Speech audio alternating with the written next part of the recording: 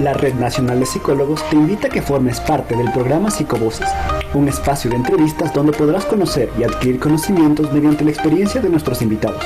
Te esperamos todos los viernes a las 18 horas. No te lo puedes perder.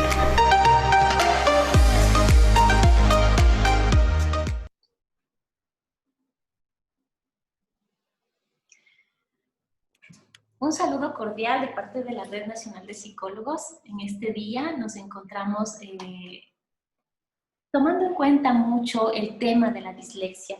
Durante esta semana anterior hemos tenido el 8 de noviembre como el Día Internacional de la Dislexia y es por eso que el día de hoy nos encontramos con una invitada muy especial para hablar un poquito más a fondo acerca de esta temática. Nuestra invitada es la doctora Miriam Argüello Aguilar. Ella es psicóloga educativa y orientadora de la Universidad Central del Ecuador, especialista en psicopatología del lenguaje y su rehabilitación, logopedia por la Universidad Pontificia, comillas, Instituto de Ciencias Sanitarias de la Educación, Madrid, España. También tiene una especialización técnica en pedagogía terapéutica por la Universidad Complutense, el Instituto de Ciencias del Hombre de Madrid, España. Posee también un doctorado en Ciencias de la Educación, mención Administración Educativa de la Universidad Central, un diplomado superior en Docencia Universitaria también de la Universidad Politécnica Salesiana. Actualmente, hace muchos años, desde el 2002 más o menos, es docente universitaria de la Universidad Politécnica Salesiana en varias materias de la universidad. Le damos la bienvenida a Miriam. Vamos a hablar el día de hoy acerca de esta temática de la dislexia. Estábamos analizando hace un poquito con compañeros psicólogos, mencionábamos que la mayoría de problemas de aprendizaje tienen mucha relación con la dislexia. Se habla incluso en Estados Unidos, han hecho un estudio que más o menos el 80% de casos con necesidades educativas especiales tienen relación directa con la dislexia. Así es que Miriam, en esta mañana nos gustaría que nos ayudes un poquito primero definiendo esto de la dislexia. Bueno, Dianita, un gusto.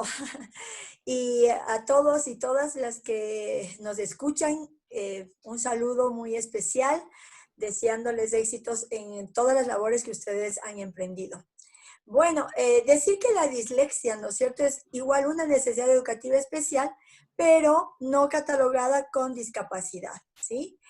Específicamente está dentro del, diríamos, el apartado, ¿no es cierto?, de dificultades específicas de aprendizaje, pero en lectura, ¿sí? Así se la catalogaba antes, pero en realidad también está afectada la escritura, ¿sí? Entonces diríamos que es un trastorno en el que está afectada la adquisición de la lectura, la escritura. Hay dificultades en conciencia fonológica, hay dificultades en la percepción tanto visual como espacial, hay alteraciones también en la psicomotricidad, dificultades al haber problemas en la conciencia fonológica, son niños que no reconocen y no hacen correspondencia grafema-fonema, y alterado también el ritmo en estos niños. Así es que para hacer una evaluación, en realidad no es solamente que tenga errores específicos en la lectura y en la escritura, hay que hacer una evaluación integral, ¿sí?, para poder determinar si existe o no existe este trastorno. ¿Eso? Perfecto, muy bien. Estas formas de evaluación, ¿qué llevarían consigo? ¿Y qué incluiría esta forma de evaluación? Bueno, sí hay que hacer una evaluación integral, porque miren, en la dislexia, además de todos los trastornos perceptivos, psicomotores, fonológicos o de conciencia fonológica, lingüísticos, porque hay dos enfoques, hay un enfoque cognitivo-lingüístico y un enfoque senso-perceptivo-motor. En realidad los dos hay que tomar en cuenta porque en el niño podemos encontrar dificultades en las dos áreas. Bueno, pero no solamente hay que evaluar las dos áreas, ¿sí? Hay que evaluar también específicamente la lectura, la escritura para encontrar los errores específicos que caracterizan la dislexia. Estamos hablando de rotaciones, estamos hablando, es decir, de cambiar la posición de las letras y mirar, y ver, ellos van a mirar B como D, P como Q, N como U, ¿no? Están rotando o invierten el orden de las letras y van a leer al como la, los como sol, etcétera, ¿verdad? Adiciones, omisiones, sustituciones, sobre todo de fonemas homofónicos, es decir, que suenan muy parecido, como vino de fino, como col de gol, ¿sí? Sonidos que pueden confundir al niño y escriben tal como perciben esos sonidos. Hay que también evaluar esos errores en la lectura, en la escritura. Muchas veces la dislexia está unida a otros trastornos como la disgrafía, que es la calidad de la letra. Hay que también evaluar la calidad de la letra porque tiene que ver con la coordinación visomotriz. Hay que evaluar y perceptiva de cómo miro yo la forma de las letras y cómo las reproduzco. También hay que evaluar, en esos hay también un problema de espacio-tiempo, espacio-temporales, porque no respetan las líneas, no respetan el margen, no respetan el tamaño de vocales y de consonantes largas y cortas, y bueno, a veces se hace esa lectura, esa escritura irreconocible, no puedes entenderla. Y ellos leen también de una manera que no pueden entenderse, ni ellos ni nosotros lo entendemos porque cambian las palabras por la cantidad de errores que cometen. Y bueno, una parte importante también es evaluar la personalidad, porque sabemos que estos niños lastimosamente tienen una historia de fracasos escolares que merman su autoestima, que merman su seguridad, que muchas veces reaccionan con agresividad y con violencia, o al revés, con mucha timidez y con aislamiento. Entonces, hay que también evaluar la personalidad porque el momento en que uno interviene, no interviene solamente los errores de lectura y de escritura, no es haciendo un dictado y haciendo copias que va a mejorar, hay que hacer un tratamiento integral, ¿sí? Incluyendo también a papitos, incluyendo posiblemente a la escuela, porque tienen que ayudar a la escuela, tienen que comprender la escuela, que es un trastorno, que no es culpa del niño, que no es un vago, ese es un mito, ¿no? Que uno a veces piensa, es que es un vago, es que se le dice lo mismo. Ajá, se le repite lo mismo que no, que es así, que se le tiene que escribir de esa manera. No es por él, es un problema también con un fondo neurológico, neuropsicológico. Correcto. Sí, muy bien, Miriam. Gracias por esa explicación tan profunda. En realidad, no podemos ver solo porque un niño no escriba bien, ya decimos tiene dislexia. No podemos atribuirnos un diagnóstico así en algo tan sencillo, que puede tal vez haber incluso hasta ser por la edad. Miriam, ¿en qué edad podríamos estar hablando de que se puede ya diagnosticar esto de la dislexia? Porque siendo niños más pequeños incluso pueden todavía tener errores en el aprendizaje mismo, ¿no? Correcto, correcto, Dianita, tienes toda la razón. Nosotros no podríamos diagnosticar el momento que el niño inicia la lectoescritura porque va a cometer estos errores. Son naturales, es ortografía natural, errores en su ortografía natural, es evolutivo. Van a cometer sustituciones, van a cometer inversiones, rotaciones. De hecho, los niños de 5 años rotan. El 5 hacen al revés, el 1 le hacen al otro lado, el 2 le cambian de posición. Es normal, es parte de su evolución. Pero si estos errores persisten en el tiempo, yo entiendo que ya no estamos hablando de un proceso evolutivo, sino que es algo que hay que investigar, ¿sí? Hay que ponerle mucho ojo. A partir de los 8 años, mija, cuando se supone que el niño se supone que consolidó el proceso de lectoescritura, pero si persisten estos errores específicos, errores de ortografía natural, que es lo que también se llama, entonces tendríamos que ya ponernos un poquito atentas y hacer una evaluación profunda por si nos estamos encontrando frente a este cuadro. Claro que sí. Muy bien, Miriam, perfecto. Entonces estaríamos hablando ya después de la adquisición del lenguaje, que continúen todavía esto. Yo he tenido algunos casos en los que chicos zurdos presentan todavía después de la adquisición del lenguaje problemas para la escritura. ¿En ese sentido entraría dentro de la dislexia? A ver, vamos a ver. Hay mucha etiología al respecto a la dislexia. Hay una etiología hereditaria. Hay familias de personas, de papás, de abuelos, de tíos, de primos que han tenido dislexia y hay posibilidades también de que las nuevas generaciones adquieran este trastorno. Definitivamente hay teorías desde la neuropsicología que afirman que la dislexia es un trastorno neuropsicológico. Es decir, que sí hay una estructura cerebral distinta, hay un área que es temporoparieto, que se llama el giro angular, que es quien lee, que es el que reconoce los códigos grafema y fonema y pasa a otra área que también está en el lóbulo temporal y es para que pueda interpretar lo que está leyendo acá y sabe que o A es pelota. Entonces, es todo un engranaje, diríamos, interneuronal que nos permite comprender este código y nos permite responder a él. Así es que también hay esta situación, me parece que también la migración neuronal no es la adecuada. Bueno, que el óvulo parietal y el óvulo parietal y el temporal, tanto en el hemisferio derecho como el izquierdo, son asimétricos, o sea, sí hay diferencias, pero parece que en la dislexia hay más diferencia, es más la diferencia. Bueno, hay muchas etiologías. Otras etiologías dan cuenta de que hay trastornos en la psicomotricidad y, por ejemplo, los zurdos contrariados, hay estudios de que el zurdo contrariado, es decir, zurdo, pero le obligaron a escribir con la derecha, a la larga va a ir desarrollando dislexia. Los zurdos, que son zurdos y siguen siendo zurdos y escriben con la zurda, más bien, más que dislexia, por la cuestión motora, quizás porque nosotros como diestros no le hemos dado las facilidades al zurdo, porque los cuadernos son hechos para diestros, porque las tijeras, lastimosamente, antes, ahora ya tenemos para zurdos, porque los pupitres antes, no sé si todavía, ojalá ya no hayan, en que tenían que apoyar el codo derecho cuando él era zurdo. Entonces, no le hemos facilitado en realidad este desarrollo de la mano hábil, que en este caso sería la zurda. Y yo creo que más que dislexia, de pronto nos vamos a encontrar con dificultades disgráficas que tienen que ver con las alteraciones visomotrices o psicomotrices. Entonces, escriben una letra sobre otra, que es la superposición, no respetan los espacios. Como les decía, hay irregularidad en el tamaño de las letras, a veces oscilación media temblorosa, y además como que nosotros no hemos respetado su naturaleza. Ellos deberían escribir al revés como hebreos. Deberían escribir al revés.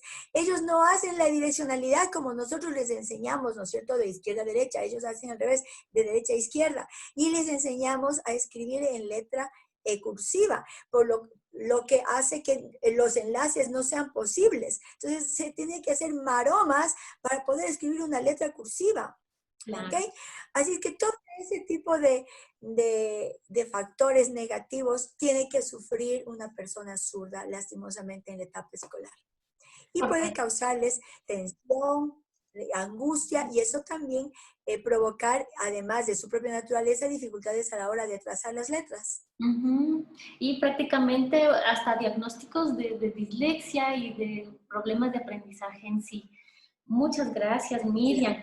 ¿Podríamos también tal vez definir como alertas o alarmas tempranas, quién sabe, antes de que ya hayan tenido la lectoescritura, tempranas de la dislexia?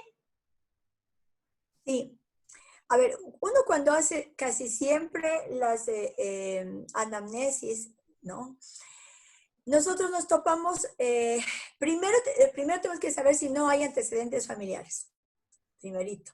Si hay antecedentes familiares y este niño habló tarde, o confunde, ¿no es cierto?, también las palabras, digo, pásame la bata y me pasa una pata, ¿no es cierto?, en láminas, entonces no me está percibiendo adecuadamente los fonemas, que son los sonidos de las letras. Igualmente tienen dificultades para secuencializar, ¿no es cierto?, para seguir patrones, y eso lo podemos ver en el preescolar ya. Pero no porque tengan estas características, voy a decir que el niño ya en esa edad tiene dislexia. Solamente son alertas tempranas. Puede ser que su articulación todavía no se consolide, su sistema fonológico hasta los 6 años, y eso me preocupa. Necesitamos terapia de lenguaje. Es posible que no haya una buena percepción de figuras geométricas y se le dificulte reconocer entre el círculo y el óvalo, entre el rectángulo y el cuadrado, entre el rombo y el triángulo, ¿sí? no poder seguir canciones con rimas, la memoria semántica también puede estar alterada y no poder continuar con la canción o con lo que le sigue a la canción. Inmadurez psicomotriz, es posible que haya, por ejemplo, problemas en el equilibrio, en la coordinación motora, en la coordinación fina, ¿no? Ok, entonces sí son como indicadores, pero que no necesariamente vayan a, o sea, digamos, este niño va a tener dislexia, no, o sea, es posible que tenga un retraso psicomotor en estas áreas, ¿no es cierto? Pero que, o sea, cada niño, como decíamos, tiene su propio ritmo de desarrollo y su ritmo de aprendizaje, así es que es posible que haya demorado un poquito más en un área que en otra en desarrollarse, y a la larga se unifica y no pasa nada. Pero hay que estar, ojo, es decir, que si yo tengo errores todavía en estas áreas en el niño, bueno, fortalezcamos estas áreas. Otra cosa importante es el esquema corporal. El niño debe tener una integración del esquema corporal para poder determinar en él las coordenadas de adelante, atrás, luego de derecha y de izquierda, de arriba y de abajo. Pero primero debo tener un esquema corporal totalmente integrado. Entonces, sí hay como indicadores de que si hay fallas en estas áreas, bueno, reforcemos antes de que inicie el proceso de lectoescritura, ¿sí? Porque no queremos desarrollar una dislexia. Si es que este niño tuviera antecedentes de dislexia y tiene estos errores, reforzando, es posible que minimicemos los efectos de la dislexia. Ok, perfecto. Entonces, qué importante es que antes del inicio de una lectoescritura o de un aprendizaje de lectoescritura, estas neurofunciones, ¿no? Todas estas que hablamos son las neurofunciones que los niños deben haber desarrollado, madurado al menos hasta poder dar el inicio de la lectoescritura, ¿no? Qué interesante, Miriam, muchísimas gracias. Quisiera continuar un poquito con lo que es como especificar un poco más en la evaluación. Hablamos, tú nos acabas de decir que hay que hacer una evaluación integral. Por ejemplo, aquí en el Ecuador, ¿con qué se está evaluando? ¿Qué tipos de test más o menos estamos utilizando como psicólogos? También la pregunta dentro de esto de la evaluación, lo sensorial, evaluar primero es muy importante, o sea, mandarles a hacer una revisión auditiva, visual, porque tal vez podría empezar con algo así. Correcto. Bueno, vamos a ver, hay algunas instituciones educativas que cuando ya inician el primero de básica, como condición es una evaluación una audiometría y una evaluación de la visión visual. Porque claro, es imprescindible que el niño esté escuchando correctamente y que no sea un problema perceptivo, que es a nivel cerebral, sino solamente sensorial. Y tal como escucha, puede escribir. Pero allá no se trata de dislexia. En la dislexia tenemos que obviar, tenemos que eliminar los diagnósticos sensoriales. Es decir, un niño con dislexia no es un niño que tiene problemas auditivos, no es un niño que tiene problemas visuales, eso no es dislexia.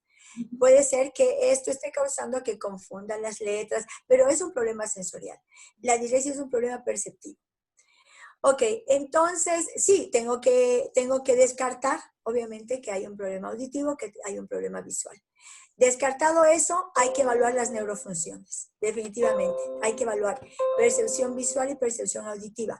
Hay test, por ejemplo, el DTBP, que es el de antes era de Frosty, hoy ya tenemos un test renovado que evalúa precisamente la percepción visual.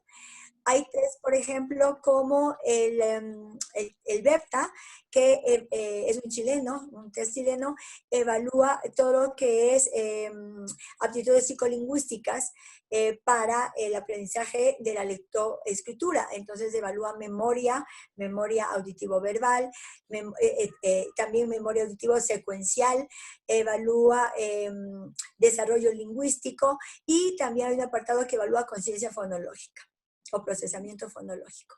Ya. Hay test que evalúan, por ejemplo, la lectura y la escritura, puede ser el TALE, puede ser el TEDE. Hay otro que es de dislexia específica, se llama dislexia el test.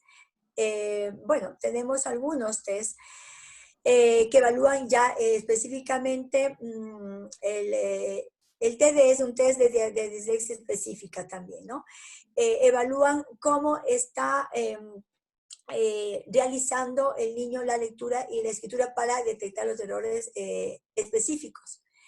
Hay que evaluar la psicomotricidad dentro de las neurofunciones, la psicomotricidad, cómo está su equilibrio, cómo está dinámico y también estático, cómo está su conexión visomotriz, cómo está su esquema corporal, su orientación derecha-izquierda, su lateralización, que es muy importante, que el cerebro esté totalmente ya lateralizado para iniciar el proceso de lectoescritura, porque si no, las funciones están sin un gerente, sin alguien que gerencie. Tiene que haber un gerente que es el hemisferio dominante.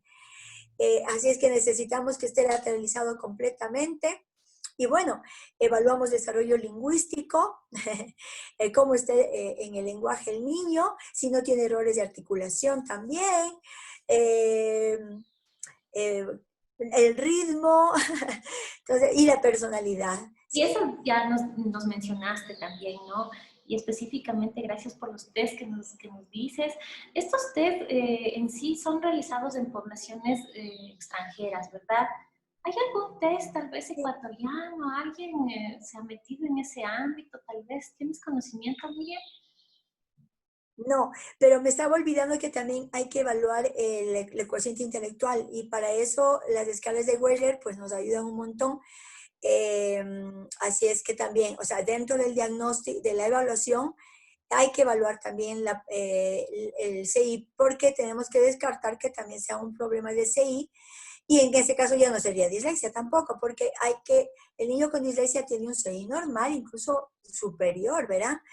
Y no hay problemas ni visuales ni auditivos, y hay que descartar todo eso para pensar en la posibilidad de que tenga dislexia si tuviera las otras características. Perfecto, sí. No, desconozco, Dianita, que haya alguien que esté haciendo una escala para evaluar dislexia en nuestro país. Lastimosamente, la mayoría son baremadas y validadas en España, siendo a veces test gringos, son validadas allá. Berta es el único que conozco que es chileno, que es el más cercano que yo podría decirte. Ya, perfecto, Miriamcita, muchísimas gracias. Ahora, bueno, vamos hablando un poquito acerca, ¿nos podrías ayudar de experiencias que has tenido en diagnóstico de intervención, sobre todo? No sé, unos casitos que nos puedas como dar una experiencia tuya sobre esto de la dislexia. Bueno, yo tengo una experiencia muy particular y es de un adulto, porque la dislexia es una condición que no es una enfermedad, por favor, debemos tener claro esos términos. No es una enfermedad, no se cura la dislexia. Es una condición que le va a acompañar toda la vida a la persona, así como tenemos un cabello rizado, lacio, es una condición. Ok, y además es una condición, hay un autor que tiene un libro que se llama El don de la dislexia y él dice, no es un trastorno, él dice, yo soy disléxico y no es ningún trastorno, es una manera diferente de aprender. Ustedes piensan, dice, en palabras, nosotros pensamos en imágenes mentales, imagínate. Y por eso es que hay palabras que no tienen referente y nos confundimos, como de, como me, como le. Nosotros pensamos en imágenes mentales, dice él, y él es disléxico. Y para nosotros es un don. Y dice, nosotros vemos las letras, por eso hay otro libro que tengo aquí justamente de Mar Rodin, que es este, muy lindo. Y dice que las letras bailan. Y me acuerdo tan clarito que este adulto que vino a la consulta estaba estudiando para ser sacerdote. Y bueno, me dice, Miriam, tengo un grave problema cuando tengo que leer la Biblia en plena misa, me trabo y nadie me entiende. Y entonces le evalúo, y lo primero que evalúo son las neurofunciones, y le evalúo la lateralización. Era zurdo, todo era zurdo. Ojo, oído, mano y pie. Era zurdo. Y le obligaron a escribir con la derecha. Era un zurdo contrariado. Eso le causó la... y claro, es terrible y él no sabía lo que le pasaba y dice, efectivamente, Miriam, a mí cuando yo leo las letras se me mueven, la B la leo como D porque a mí se me mueven y este señor David que tiene el libro El don de la dislexia, dice que ellos miran en tercera dimensión, es decir, ellos miran como que hubiera un fondo. De hecho, Walt Disney, Salvador Dalí, grandes genios del dibujo, ellos eran disléxicos. Alberto Einstein era un disléxico y entonces eran unos genios y era la capacidad de creatividad y de mirar diferente el mundo. Y miren cómo cambiaron ellos. Isaac Newton, también lo mismo, era disléxico y miren cómo cambiaron el mundo. Pero tenemos que no estigmatizar, tenemos que valorar y ayudar. Excelente, miren, no estigmatizar. Como tal vez a un Salvador Dalí le dijeron en la escuela, no sé, ¿no? Este guagua no va a aprender, no puede, no sé, quién sabe, le pudo haber dicho algo así, ¿no? El tener mucho cuidado con ese tipo de apreciaciones. Chévere, tenaz esa experiencia que nos das sobre esta persona adulta, ¿no? Ahora, Miriancita, has encontrado limitaciones con respecto a la intervención y diagnóstico, al menos aquí en Ecuador, de la dislexia? Bueno, sí, me han venido casos de diagnósticos un poco errados y de intervenciones erradas. Debo aclarar, por favor, la dislexia, aclaro, no es una enfermedad y no se cura en 12 sesiones. Sí, dicen, se cura en 12 sesiones, yo le curo en 12 sesiones. No, por favor, tengamos claro eso porque no queremos ser víctimas de estafas y es verdad, ¿sí? Hay que hacer un diagnóstico responsable, consciente y una intervención también responsable y consciente. No va a durar 12 sesiones, va a durar años. Si queremos realmente ayudar a este niño con dislexia, la intervención va a durar años, porque siendo una condición cada vez se va complejizándose más el aprendizaje y hay que ir acompañando. Ya después vamos soltando.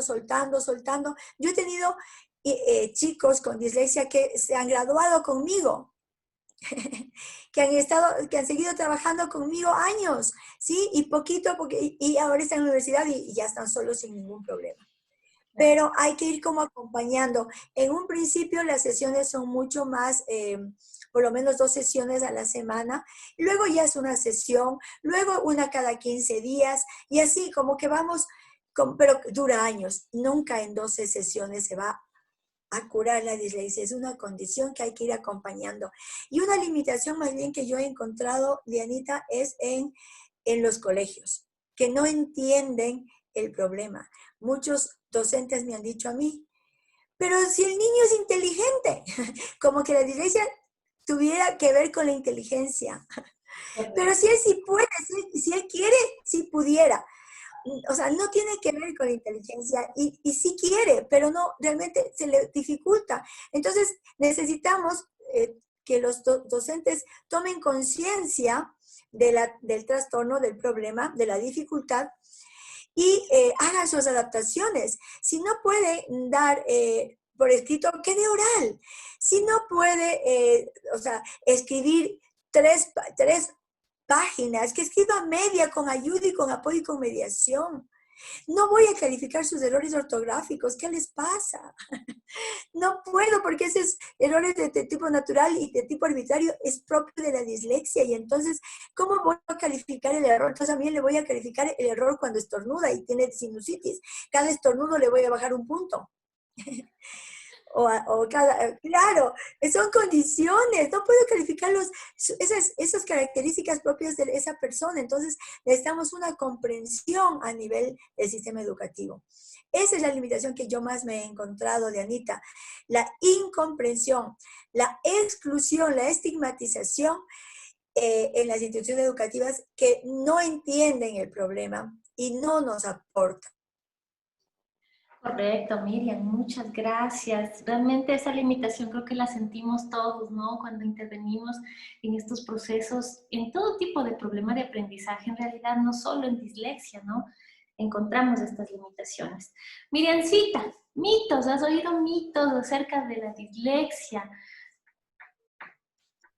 Bueno, de que son vagos, de que es un problema de inteligencia, de que es un problema de comportamiento inclusive, imagínate. Yo a los colegas que me están escuchando, me encantaría que miren la película Estrellas en la Tierra. Es una película hindú hermosa que les va a abrir los ojos frente a la vivencia de un niño con dislexia. Se llama Estrellas en la Tierra. Su protagonista es Isham, un niño hindú. Hermosa película. Y también el rol que cumple un profesor tradicional de un profesor inclusivo. O sea, se ve claramente la diferencia. Así es que los mitos es eso, que son vagos, que son mal educados, que son irreverentes, que son que no son muy inteligentes, que vayan a escuelas de educación especializada, porque no mismo. Entonces, los mitos sí encuentro como estos estigmas, ¿no? Estos estigmas que se suele ubicar en las personas, no solo con dislexia, sino con cualquier dificultad. Y esto no ayuda, porque no colabora, no ayuda y no estamos apoyando realmente. Lo que tenemos es que sí, hacer un buen diagnóstico, pero no para estigmatizar, ¿sí? Sino para precisamente adaptar lo que yo voy a enseñar, ¿verdad? Para ese niño, ¿sí? Entonces, sí, esos son los mitos que he encontrado en realidad. Ok, Miriancita, muchísimas gracias. Bueno, hemos hablado de forma general, rápida también, acerca de esta dificultad de la dislexia, ¿no? Tú nos estás hablando de los colegas, porque prácticamente esto vamos a ver colegas psicólogos. Actualmente en las instituciones educativas no solo hay psicólogos educativos, sino también clínicos, incluso unos compañeros laborales, y ahora realmente nos ha tocado a todos ponernos la camiseta, como dicen, y aunque no seas de la especialidad, te ha tocado aprender y estamos ahí, ¿no? ¿Qué nos dirías tú a todos los compañeros que nos encontramos aplicando esta psicología en educación? ¿Qué podrías darnos de mensaje, Miriam? Bueno, en primer lugar, uno se enamora de la psicología en general, ¿sí? Uno se enamora de la psicología independientemente de la especialidad. Ahora, cada uno escoge la especialidad de acuerdo a nuestro interés, ¿de verdad? Lo que sí les digo a los compañeros que no han seguido educativa, que son clínicos y que les ha gustado, porque también hay clínicos que trabajan con niños y está bien. Y hay otros que trabajan con adultos y con adolescentes, y a veces hasta se especializan con la población que quieren trabajar. Bueno, independientemente de lo que escogieron para especializarse. A los laborales, que de pronto tal vez les tocó trabajar igual en una institución educativa, y a los sociales, etcétera, porque, bueno, en las salesianas sabemos que hay psicología social, ya, pero ahora ya van a sacar una sola psicología por si acaso, porque así lo dijo el CENESID, para todas las universidades ya no va a haber especialidades. Pero bueno, independientemente de la psicología que hayan escogido, lo primero es que tienen que amar, estar apasionados de los niños y adolescentes. Porque yo creo que nuestra función es ayudar, es acompañar, es apoyar. Si yo me especialicé para trabajar con adultos, bueno, ahora tengo que hacer un reaprendizaje y aprender a trabajar con niños, pero amarlos sobre todo. Yo tengo que amar mi profesión. Si yo estoy haciéndolo por obligación, lo voy a estar haciendo mal todo el tiempo. Así es que tengo primero que apasionarme de lo que voy a hacer, de lo que estoy haciendo, y luego viene la técnica. Y luego viene la técnica y el aprendizaje, si tengo que autoformarme, si tengo que estudiar, si tengo que leer, pues lo hago. Pero primero debo tener esta disposición de querer, el afecto. Los niños son una población maravillosa y muchas veces pensamos que yo no puedo trabajar con niños. yo tenía estudiantes, yo daba estimulación temprana y tuve varones y me decían, Miriam, yo ahora cómo voy a trabajar con un bebé, porque a veces nos resulta más como natural, oh mi amor, mi precioso, como más ¿no? natural. Es el estereotipo también, Miriam, ¿no? Yo sé que es estereotipo, pero te enseñan esos estereotipos Claro. sociales, ¿cierto? Y los varones, en cambio, los enseñan a ser inexpresivos, ¿no? O sea, cuidado, el varón no llora, cuidado. Entonces, son enseñanzas culturales que los llevamos cada uno. Y entonces, estos chicos me decían, es que cómo yo no sé. Bueno, a la final me dieron una sorpresa gigante, porque al hacer prácticas, al mandarles a hacer prácticas, desarrollaron esta potencialidad. Le digo, ya ves que sí pudiste. Y me dieron una sorpresa. Incluso en prácticas me felicitaron por los chicos. Me dijeron, son maravillosos. Son maravillosos. O sea, son los payasitos de los niños. Qué Y lindo. entonces, sí, o sea, yo creo que uno primero tiene que o sea, tener esta facilidad de ser empático, de ser afectivo, de amar a los niños y de quererlos y de estar dispuestos a estar con ellos. Y luego viene la técnica, luego cualquier cosa, pero primero es esta disposición personal. Perfecto, Mirencita, muchísimas gracias. Yo sé que contamos con usted también para cualquier inquietud. ¿Dónde la podemos encontrar? No sé si usted nos ayuda con sus contactos, incluso para los colegas cuando se necesite alguna intervención a nivel de lo que usted realiza, ¿no? Que nos pueda comentar también sobre eso. Claro, yo les puedo dar mi teléfono que es el 098 Ujú. 401 5618. Pueden comunicarse a mi mail también. Es Miriam, la Y es la primera, M de mamá al último, Miriam-Elena @yahoo.es. Es mi personal. El institucional, si quieren, el de la Universidad Salesiana, es margüello, tal cual, margüello sin diéresis, @ups.edu.es. Tengo esos dos correos. Perfecto, muchísimas gracias, Mirencita. Y cualquier cosa también, si no la encontramos ahí en la Salesiana, en sus horarios de clases, ¿no? Qué bueno. Muchísimas gracias, Miriam. Ha sido un gusto conocer un poco más de la dislexia y en esta semana que estamos prácticamente todavía en el Día de la Dislexia, dejar claro algunos puntos, ¿no? Que como colegas podamos tener muy claras estas recomendaciones que el día de hoy nos da Miriam. Y ya más específico nos toca seguir investigando y aprendiendo acerca de ello. Mirencita, Muchas muchísimas gracias. gracias. ¿Sí? Gracias, Dianita, por la oportunidad. Gracias colegas, por escucharme y estoy a la orden siempre. ¿Sí? Cuenten conmigo para cualquier duda y igual, colegas, nos veremos en el camino. Éxitos en lo que están haciendo y amen mucho su profesión. Muchísimas gracias, Miriam. Un gusto, saludos. Hasta luego, que pasen bien. Hasta luego, gracias.